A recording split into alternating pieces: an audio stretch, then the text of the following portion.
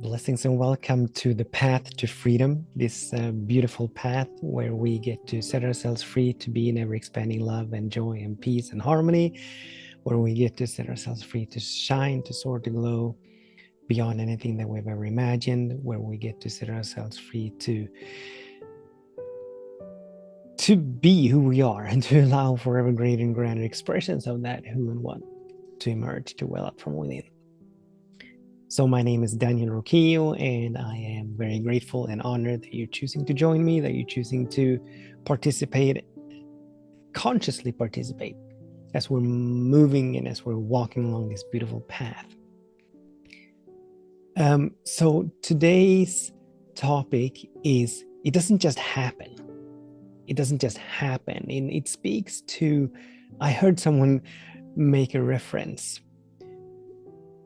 walking this path, doing this work with an Olympic gold medalist. And I know that I've used analogies and made references to athletics and to sports and athletes before. But this was a little bit different. It was a different spin on it. And so I was very inspired by what I heard him say, this man.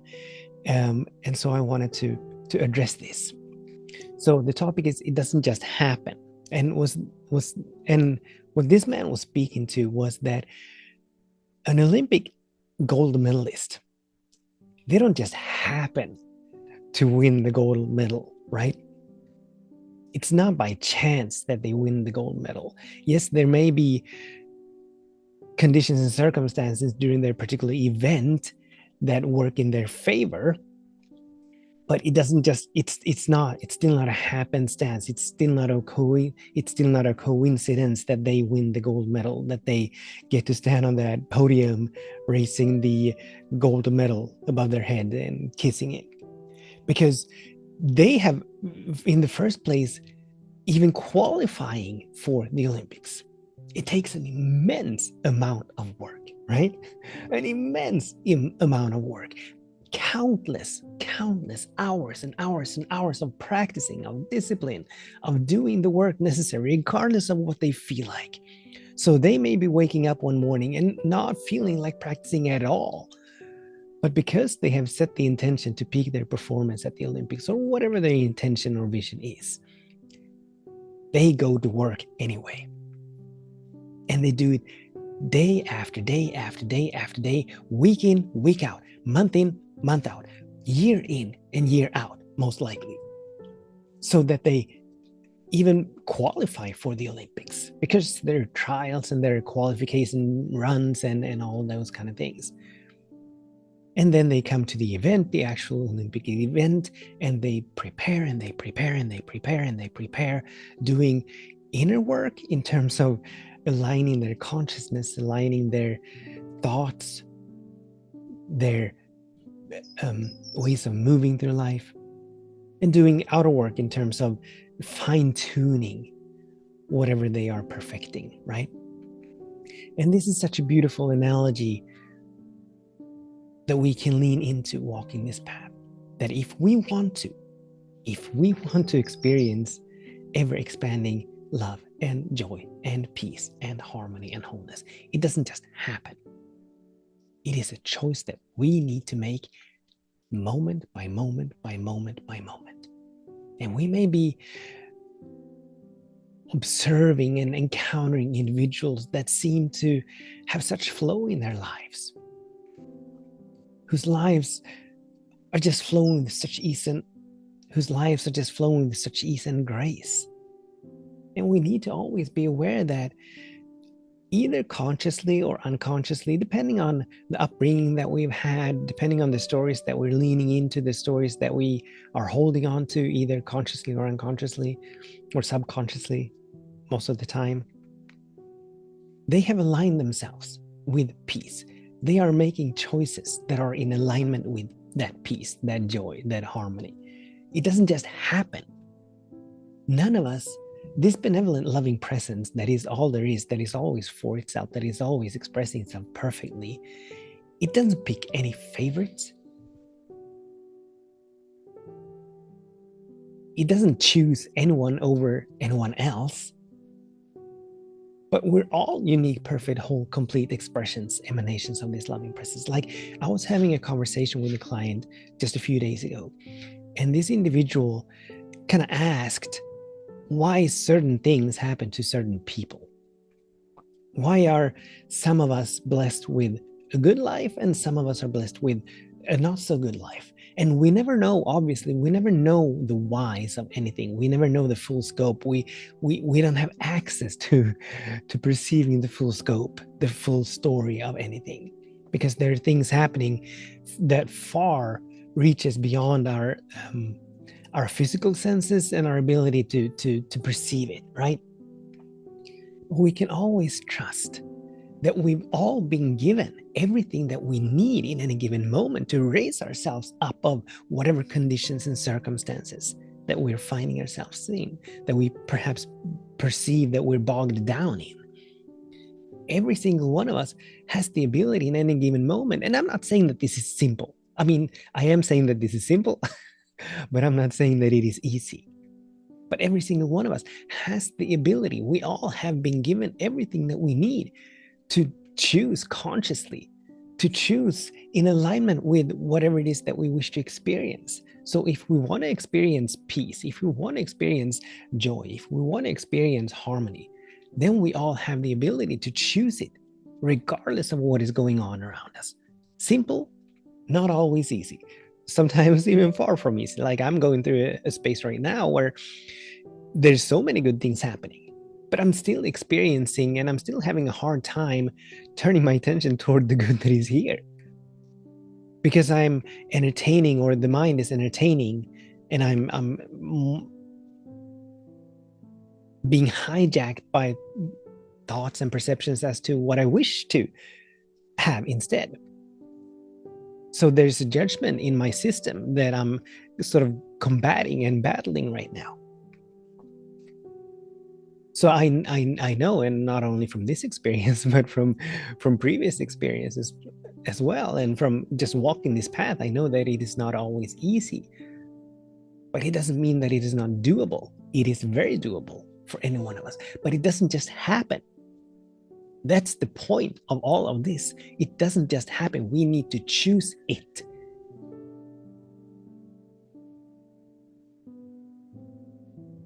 We need to choose to turn our attention toward what it is that we wish to experience, like that Olympic gold medalist. I bet that whoever, whenever they are, there have been countless of times when circumstances, when conditions, when things happen in their life where that seem like a challenge, that may seem like obstacles, that may seem or feel as impossible to overcome, to keep moving towards the Olympics. But yet they chose to keep moving forward. Yet they chose to keep leaning in, to keep doing the work. And much of the work, as we're being invited to do right now, much of the work is for us to become still, is for us to practice the presence, to come back to the nowness of this moment, releasing our attachment to time. Because the ego wants to move back and forth in time. The ego only can only exist in time. And so it ventures from past into future and present. So coming back to the nowness of this moment, stepping out of time, stepping into the eternal, that's much of the work. So in this moment, we're all invited to, first of all, put a smile on our faces, as this smile informs the body that all is well, as this smile informs us that in this now moment, all of our needs are met. And let's take a couple of deep and conscious breaths. Breathing in,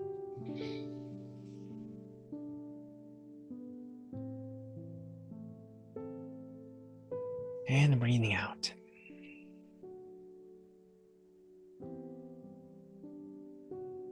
Another deep breath in,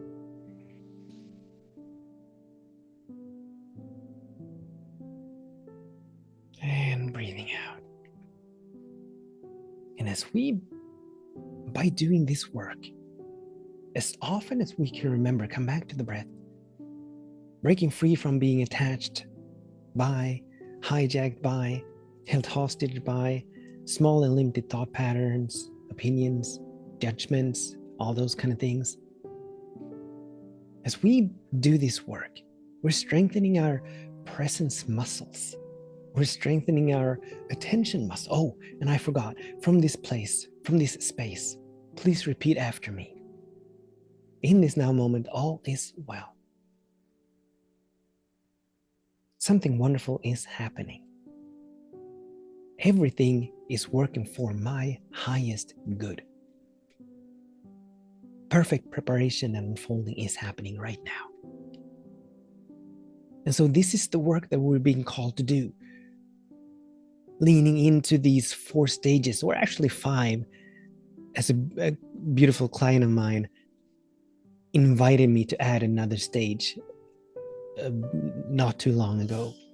But there are originally 4 stages. Now there are 5 stages of healing, where the first stage is for us to become aware of the thought forms, the stories, the beliefs, the feeling tone that we're engaged in, the vibration that we are in.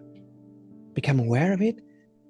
The second stage is for us to witness and observe these thoughts, the stories, the beliefs that we're telling ourselves or someone else is telling us, the ones that we're buying into right now. That is giving rise to our experience, that is giving rise to our feeling, to our emotions right now. The third stage is for us to embrace and allow them, not deny them, not resist them, not run away from them, not try to mitigate them, but simply let them be for just a few brief moments. A few moments of acceptance. The fourth stage is for us to turn our attention away from what it is that we don't wish to experience and begin to do this inner work, leaning into affirmations, leaning into prayers, leaning into activities that bring a smile to our face, that allows for joy to well up. And then the fifth stage, as this individual invited me to add, this is freedom. So the fifth stage of healing is freedom, because we're setting ourselves free from whatever narratives, whatever paradigms, whatever thought forms that may have been running us for years and years and years. Now we're setting ourselves free from that.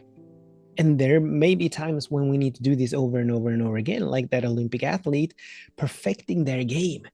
They don't just practice shooting hoops once and then they're done with it.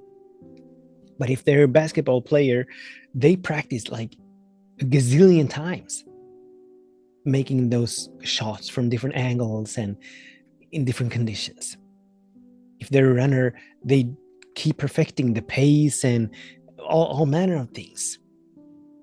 So we need to be diligent, we need to be disciplined, coming back to practicing, repeating the same affirmations, the same stories, the same beliefs that we want to buy into, that we want to have reign supreme in our minds, right? But it doesn't just happen.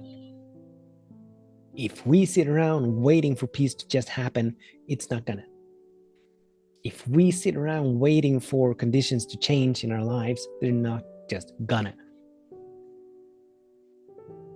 But there are these principles of transformation, where the first one is that if we want anything to change, we need to change. The second one is that unless we change, nothing is going to change. And the third one is that when we begin to change, everything begins to change. But it all begins with us changing. It all begins with us, within us. We want to be it. Or we need to be it. We need to be it if we want to see it. So once again, let's come back to resetting our mind, reclaiming our mind, putting a smile on our face, taking a couple of deep conscious breaths, breathing in,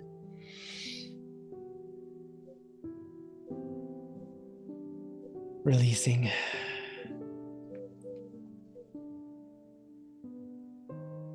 Breathing in.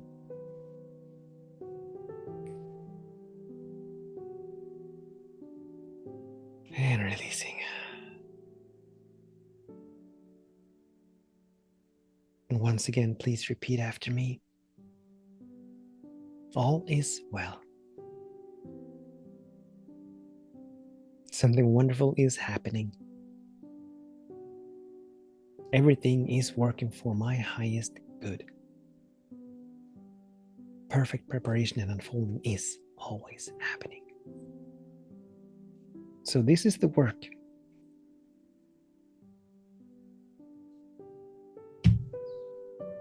This is the work. So the invitation for us is to examine our lives, examine how we move through life, examine our habits, our practices. What are we practicing?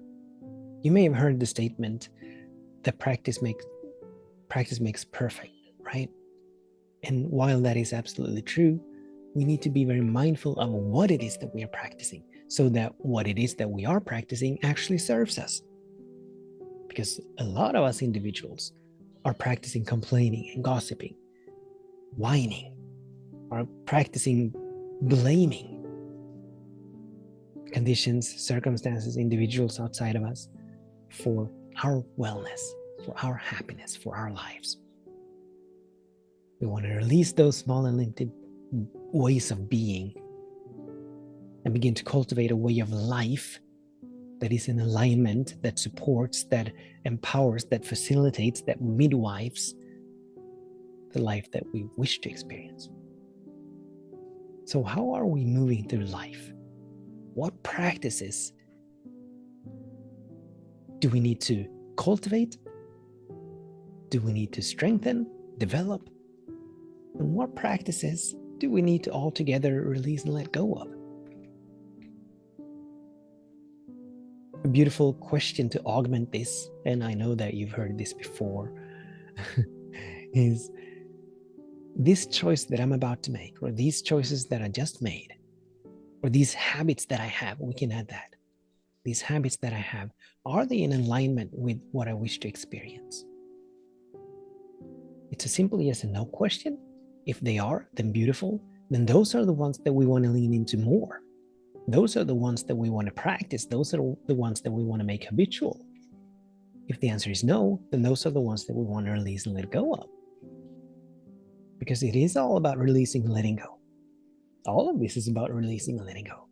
Being unique, perfect, whole, complete expressions of this benevolent, loving presence, it being all there is, it means that everything is within us. All the peace is here. We are peace, we are joy, we are harmony, we are wholeness, we are abundance, we're all of it.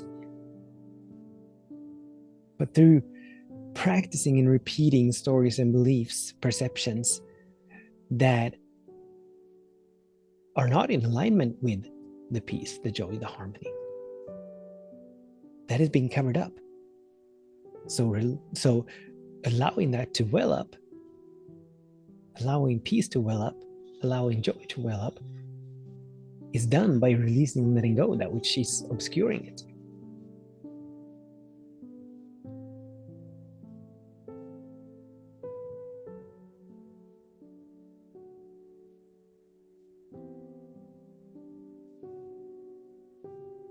So until we meet again, thank you so much for tuning in, for participating.